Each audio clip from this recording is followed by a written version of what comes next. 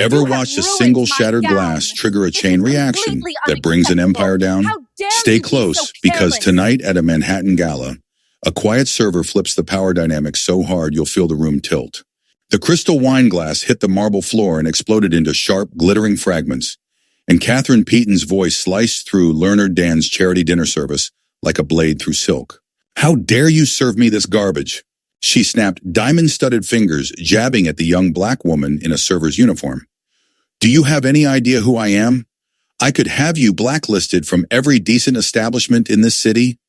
The dining room went still, 32 pairs of wealthy eyes locking on to a scene they had watched 1,000 times in different forms.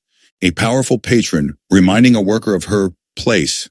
But Simone Davis didn't flinch. She crouched and calmly reached for the broken glass, hands steady even with anger rising in her chest. Hidden beneath her white serving glove was something Katherine couldn't see. Something that would change the entire system Katherine thought she controlled. "My sincere apologies, Mrs. Peton," Simone said evenly, every syllable professional.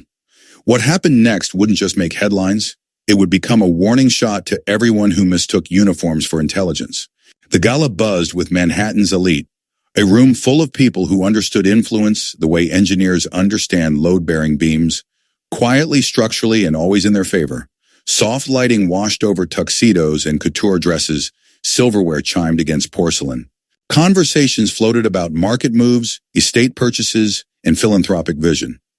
The event was raising money for educational opportunities for underprivileged children, which felt almost comical in its irony, given who was holding court at table 12. Simone moved between tables with practiced grace. Black uniform, crisp posture, precise balancing trays like she'd been doing this forever. Needs. Exit before anyone has to wave you down. It was a choreography built on invisibility, and Simone had learned to operate inside it without losing herself. Tonight's fourth course was seared duck breast with cherry gastrique, plated with the kind of symmetry that makes donors feel like they're eating art. As Simone approached table 12, she clocked Katherine Peton instantly. Katherine wasn't just wealthy, she was weaponized wealth. Early 40s, immaculate, perched like a queen among 35 donors, who laughed at her jokes the way people laugh at the boss who holds their promotion. Her Cartier necklace scattered diamonds across her collarbone like a constellation nobody else could afford to map. Her husband, Richard Peton, financial mogul with a portfolio that bent entire industries, sat beside her in a quiet, practiced way that suggested a lifetime spent managing the fallout of her temperament. Katherine's voice carried across the room as she told a story about firing her housekeeper for using the wrong cleaning product on her marble countertops. "You simply can't trust these people to follow simple instructions," she announced, lips curled, audience nodding along with tinkling laughter. Simone registered the wine glass at the edge of the table. Precariously close to a spill zone, any engineer would flag in a reliability review. Katherine gestured wildly, elbows swinging wide. Simone placed the duck plate perfectly sauce arc clean, microgreens aligned, then reached to refill water. In that exact moment, Katherine's own elbow clipped the wine glass. The crystal toppled, burgundy wine sloshing in a slow, doomed arc, right onto her ivory Chanel dress. The glass struck the floor and shattered loud enough to reset the entire room. The air locked up. Conversations died mid-sentence. Katherine stood abruptly, wine stains spreading across silk like a red bloom, her face flushed hot with rage. Never at herself. "How could you be so careless?" she shouted, voice rising like pressure in an overclocked line. "Look what you've done to my dress. Do you have any idea what this costs? This is a $15,000 dress, and you've ruined it with your incompetence." The performance was deliberate. This wasn't about wine. This was about dominance. The kind of public humiliation that tells everyone watching exactly who sits where in the hierarchy. Simone felt 35 eyes on her, waiting for a flinch, a tear, a crack in the armor. She didn't give them one. "I'm terribly sorry, Mrs. Peton," Simone began, steady as a calibrated instrument. "Let me get you a towel," and Katherine cut her off with a sharp wave of diamond rings like a knife catching light. "Don't you dare touch me again. You people always mess up the simplest task. Maybe you should stick to work more suited to your capabilities." The words were coded, but the message was naked. A few diners shifted uncomfortably, deficient in moral backbone, but rich in etiquette. Others watched like it was live theater. Richard Peton stared at his plate. Jaw tight, either ashamed or annoyed his wife was making a scene in front of donors, Katherine turned the moment into a verdict. "I want her fired," she declared to the room. "Immediately, and I want her blacklisted from every decent establishment in this city. One phone call from me, and she'll never work fine." Dining again.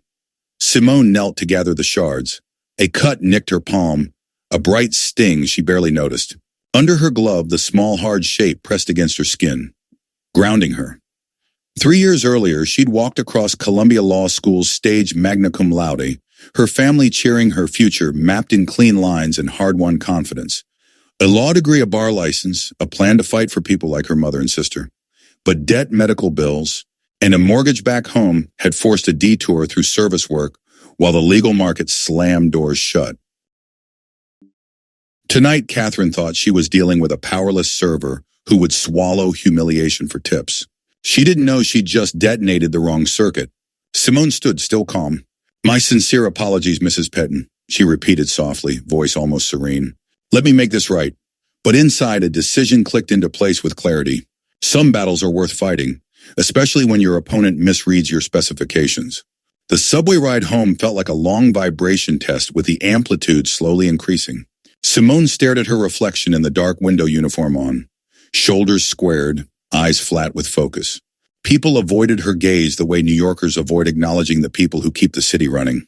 Tonight, their indifference was a small mercy. She needed quiet to think. In her studio in Washington Heights, law books lined the walls like old friends waiting to be called back into service. A single-frame graduation photo sat on the sill. Simone peeled off her uniform and hung it next to the black suit she'd worn to interviews that never became offers. Then she opened her laptop and typed Katherine Peton. Society page photos spilled across the screen. Galas, auctions, museum boards, always Katherine in the center, always smiling like consequence was a myth. Simone didn't stay on the surface. She pulled up legal databases, public filings, cross-referenced names like she'd been trained to do, following trails the way a good engineer follows a failure mode to its root cause. Within an hour, she found the pattern. Katherine was a serial litigant. 15 years of lawsuits against contractor nannies, housekeepers, servers, almost all people of color.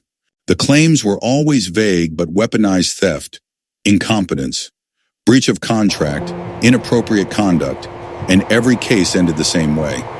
Defendants couldn't afford to fight. Settlements bought silence through hard NDA clauses. Maria Santos, accused of jewelry theft, later found in Katherine's safe. Shoddy renovations that passed city inspection, Angela Foster sued after being fired as a nanny on unproven accusations. The legal system had been Katherine's private enforcement arm, and she'd used it to keep people terrified and quiet. Simone's jaw tightened, not in rage now, but in strategy. Around midnight, a text popped up from Marcus Chen, her Columbia study partner now at Morrison Kellerman, one of those white shoe firms where the marble floors cost more than her rent. "Heard about tonight through the grapevine. You okay?" Simone hesitated, then replied, "Define okay, coffee tomorrow. Need your brain on something legal." His response came fast. "Gramercy Tavern, 9 a.m., and Simone, be careful. The Petons aren't people you cross lightly." She spent the night tracing Richard Peton's financial empire. Shell companies and Delaware offshore account transfers that looked elegant on paper, but ugly under scrutiny. By 3 a.m., she had a file with suspicious transactions north of $25 million patterns, consistent with tax evasion and possibly money laundering. She wasn't certain yet, but the architecture screamed intent. She closed the laptop and looked out at the city skyline. Somewhere uptown, Katherine was sleeping confident that her tantrum had ended a server's future. Simone wasn't careless. She was exemplary, best server on staff, calm under pressure, respected by coworkers. Still, Katherine's voice on the phone was a guillotine. "Fire her today, or I'll make sure my friends know what kind of establishment you're running." James weighed outcomes like any responsible operator. Appease the bully and degrade your human capital, or stand by your staff and risk donor fallout. He chose character, Mrs. Peton. "I can't fire an employee without cause. Simone is not responsible, and she'll continue to work here." The silence on the line was pure threat. "You're making a serious mistake." Calls started coming in within an hour, patrons canceling excuses, then ownership pressure tightening.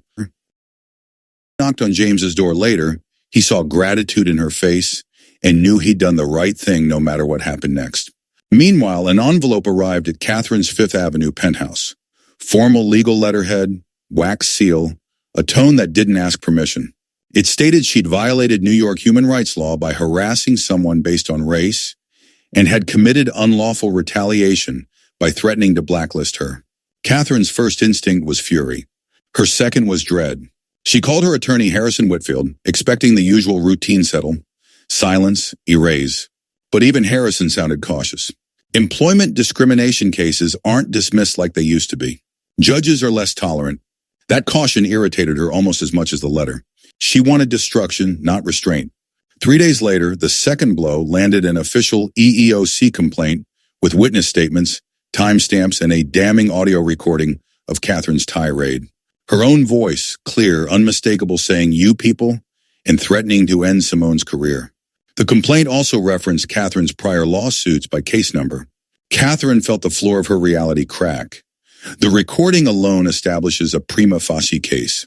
Combined with the pattern evidence, your exposure is serious. Financially and reputationally, Katherine tried to throw money at it. Offer 15 grand, NDA, sensitivity training, make it disappear. Harrison's associates nodded confident that financial force would cause capitulation. The offer reached James, who brought it to Simone. She listened calmly, then said, "I'm declining." James stared. "Simone, they can drag you for years. This is real money. They have resources. You can't imagine." Simone set a card on the table. James read it, and his slipped from his fingers. Simone Davis, J.D. Columbia, law school, licensed attorney, state of New York. Everything recontextualized in one instant. James Simone said, voice now, carrying the weight she'd been holding back. Claims for defamation, intentional infliction of emotional distress, and civil rights violations. And that's just the first layer. News traveled through Manhattan like electricity through copper. "Millionaire's wife sued by secret lawyer," screamed the tabloids. The Times ran a more measured but equally lethal story. Social media turned Katherine into a parable about entitled cruelty. But Simone's bigger play was already in motion. With Marcus Chen's help, she tightened the financial case. "These structures are textbook laundering," Marcus told her quietly. "If you prove intent, that's federal time." Not long after, Katherine received a letter from federal agents, an inquiry into tax and financial reporting violations. The story escalated from a discrimination scandal to a full-blown corruption storm. Richard Peton, facing evidence too heavy to outspend, cut a deal cooperating with prosecutors, filing for divorce, saving himself by sacrificing the empire they'd built together. Katherine's social circle evaporated. Boards removed her. Clubs revoked memberships. Her penthouse became a cage of reporters and protesters. Months later, at her own annual charity gala, Katherine tried to regain control of the narrative standing under chandeliers, preaching that education was the great equalizer. That's when Simone rose from table 15 in a midnight blue gown, Columbia pin catching the light, and walked to the stage. The room went silent in the way it does right before a structure fails. Simone played the recording, then laid out the pattern of legal intimidation and the federal financial investigation, everything supported by documentation. 200 elites watched their philanthropic queen dismantled publicly by the woman she tried to erase. Katherine's downfall accelerated. Criminal charges for financial crimes, civil lawsuits expanding into class action, bankruptcy looming, prison inevitable. When Katherine later appeared at Leonard Dan, broken and desperate, dropping to her knees begging for mercy, Simone's response was firm and human. "Stand up. The law will handle accountability. But if you want personal forgiveness, you'll fund $1 million scholarship for students of color pursuing law, and you'll apologize publicly." Katherine agreed on the spot because power had finally taught her a lesson she never thought she'd have to learn. 6 months later, Katherine was sentenced to 3 years in prison, followed by probation and mandated civil rights education. The Peton Educational Justice Fund awarded its first scholarships to 12 students whose lives would change because one woman refused to stay quiet. Simone walked out of the courthouse not smiling for cameras, but steady in the knowledge that justice isn't about humiliating your enemy the way they humiliated you. It's about forcing broken systems to confront their own data, rework their design, and fail forward into something better.